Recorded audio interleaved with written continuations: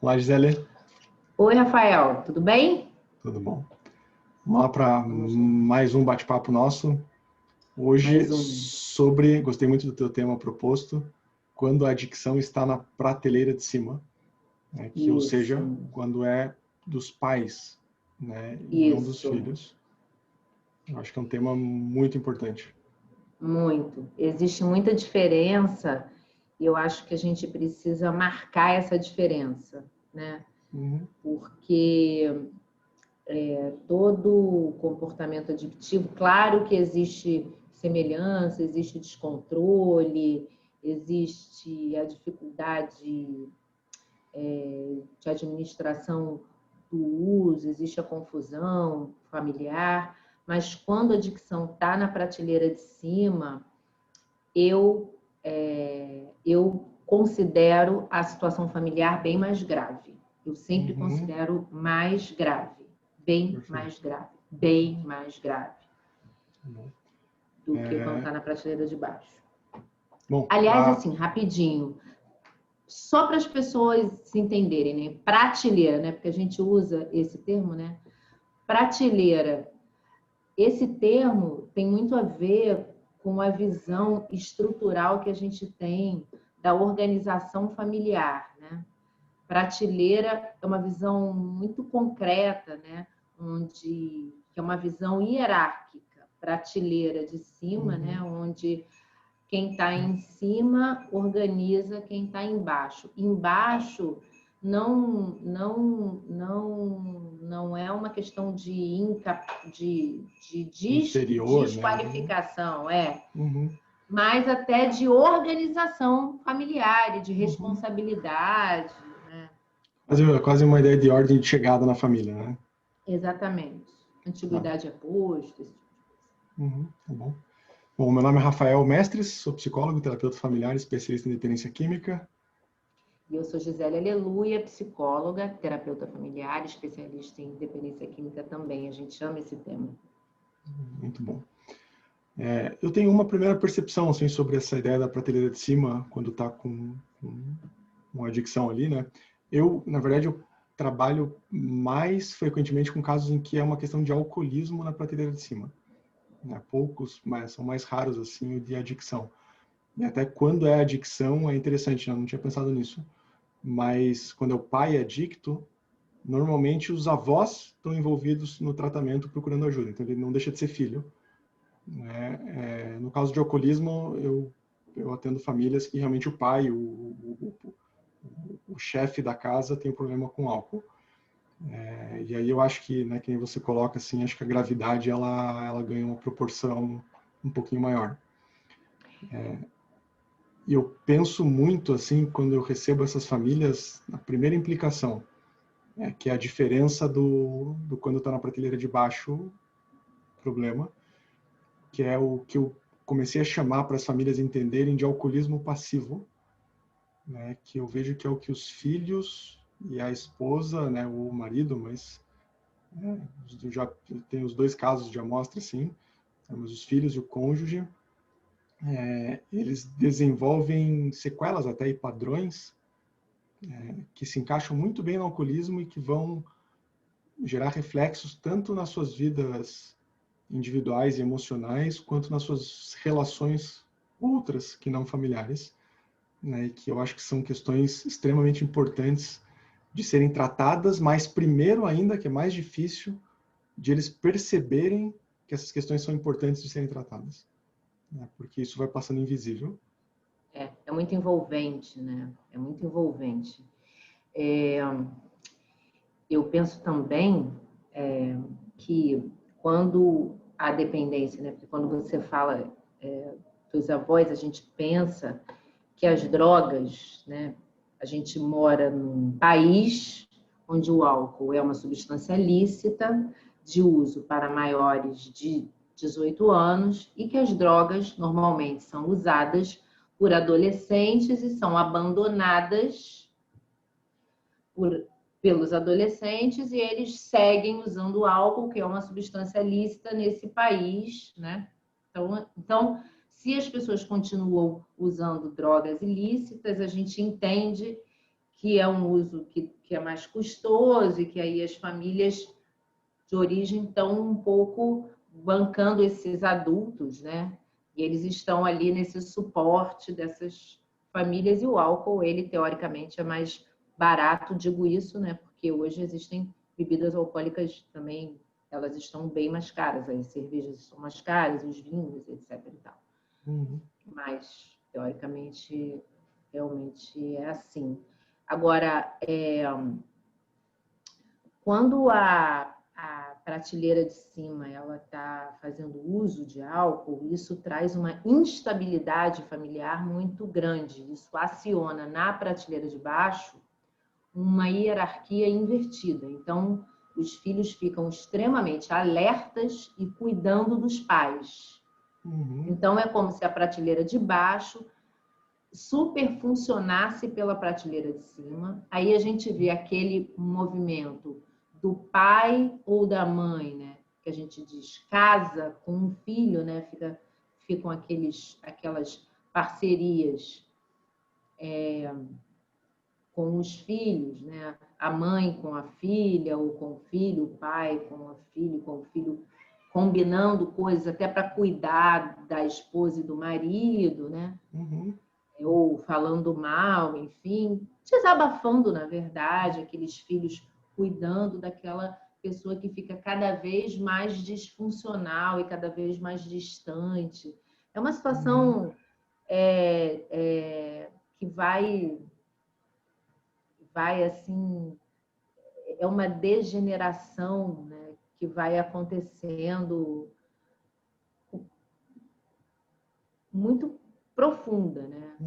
E que é transgeracional, né? Então ela vai descendo de prateleira. Sabe que às vezes me perguntam, é uma questão muito comum assim de transmissibilidade, né? Acho que dá para falar assim do alcoolismo, né? Falar, puxa, mas isso passa, né? De geração em geração. De geração em geração. E assim, óbvio, a gente sabe que tem os estudos já genéticos, né? Disso, que sim, existe uma questão biológica que está envolvida nisso. Mas uma coisa que se transmite muito e que eu vejo que talvez seja, que como terapeuta fala, mais importante que mas acho que tão importante quanto, esses padrões de superresponsabilidade e subresponsabilidade. Né? Então, um pai alcoolista, ele vai se tornando subresponsável, ele vai abrindo mão dos papéis que ele desempenha, especialmente os papéis emocionais, que desempenha na família de marido, de pai. O cuidado, cuidar e tal. A segurança, o suporte. E os filhos vão assumindo esses papéis. Os filhos, a esposa, o cônjuge, né, vão assumindo esses papéis. Vão se tornando super responsáveis. E uma pessoa super responsável tende a se relacionar com quem? Com o subresponsável. Fora da família, com um subresponsável. Né? Então, ou tende a arranjar um parceiro alcoolista de novo. Ou problema com o filho. E cria uma situação assim, reforça um engano, como se as relações elas tivessem que ser sempre assim. Assim, eu sou maduro e caso com uma pessoa imatura. E aí, quando eu recebo essas famílias, eu digo, gente, isso é logicamente impossível. Ninguém maduro casa com uma pessoa imatura, senão você não é maduro. É tão frustrante quando a pessoa pensa que realmente... Né, você tem o mesmo nível de maturidade, porque é uma complementariedade, na verdade. Né? Vocês se complementam, né? Fica assim, tem uma complementariedade ali que faz com que, sim, tenha um encaixe perfeito, né? É o 25 com 75 que forma 100, mas não é uma... Não é um 75 que encontra outro 75. Sim. Não rola assim. Quando eu li do Bowen, né, que ele fala que as pessoas tendem a buscar parceiros, né, cônjuges, com o mesmo nível de diferenciação deles da família de origem, né? Que acho que tem tudo a ver com a maturidade. Né? Isso então, dá medo, né, Rafael? É porque é muito fácil olhar no outro, né? Que olha né, olhar na esposa, no marido, falar, olha como é grudado na Ou a família. família do outro, que família é essa? Quando na verdade, né? Falar, se tá assim, você tá casado é porque não é muito Porque a diferente. sua não é muito diferente da Talvez dele. em outros termos só, mas né, é análogo no mesmo nível ali. É 6 por meia dúzia. É uma Uhum. coisa bastante semelhante. Sim. Então, quando a gente lida, por isso é que tomar partido é tecnicamente, como a gente já disse em outras vezes, é tecnicamente contraproducente. Então, quando a gente lida com dependência química na prateleira de cima, uma coisa que eu acho que ajuda muito é puxar pela função daquela pessoa, pela função paterna, materna, né? Sim. Que as mães sentem muita culpa, né? Sim. E como o desafio da diferenciação dos filhos é muito É muito dificultado. grande. Eu estou lembrando agora, muito tempo atrás, assim, que eu atendi uma família, um pai veio com, né, enfim, veio motivado pelo problema de droga do filho, e na história do pai, o pai dele tinha sido oculista. Né? E ele sempre teve que cuidar do pai, enfim, bem nesse extremo de super responsabilidade. Ele se tornou super responsável na relação com o pai. Então ele que acabou cuidando da mãe, dos irmãos, cuidando do pai, se desenvolveu muito cedo, teve sucesso muito cedo para poder suprir a família de origem dele. E ele tinha uma certeza: eu nunca vou ser como meu pai. E se tornou o oposto disso. E o filho desenvolveu problema com droga. E para ele era muito difícil, assim, eu lembro, foi uma situação que eu não conseguia ajudar esse pai a perceber o quanto ele estava desempenhando o mesmo papel com o filho O mesmo papel. que ele tinha desempenhado com o pai dele, né? De fazer tudo pelo filho, cuidar do filho, fazer por ele, querer... E isso acabou sendo, né, nunca dá para dizer que é causa. É a mesma coisa, porque é o mesmo padrão. Essa semana eu Se atendi um encaixou. pai exatamente assim. Ele tinha um pai que era muito violento, então ele fez de tudo para não ser igual ao pai dele. Então ele virou um especialista em ser um cara maleável. O filho dele é um cara extremamente brigão. E aí eu estava explicando para ele, aí ele ficou assim, mas eu não entendo. Que ele, sendo muito maleável, ele não ensina o filho dele a não ser brigão. Porque esse é o outro lado da mesma moeda. Uhum. Então, existem outras formas de você se expressar. Porque o brigão, ele não sabe se expressar, como o maleável também não. Uhum. São os dois lados da mesma moeda, né? Então, essa pessoa que vai ser o extremo oposto, ela vai ser exatamente igual, não é um outro padrão, né? Uhum. É o mesmo padrão. Então, o nosso desafio enquanto terapeuta é exatamente ajudar as famílias a desenvolver um padrão onde a dependência não seja a melhor escolha, porque a dependência é um padrão relacional. E é isso que as pessoas precisam entender. A dependência é muito mais do que o uso de álcool e droga. Inclui isto. Não é que não seja isso. Hoje mesmo eu estava atendendo um adicto que entende o que é dependência e tudo, e ainda usa, mas ele não é o mais grave de todos, mas enfim, ele ainda usa, e ele ainda são. E aí eu estava dizendo para ele, né, que a dependência é um padrão relacional.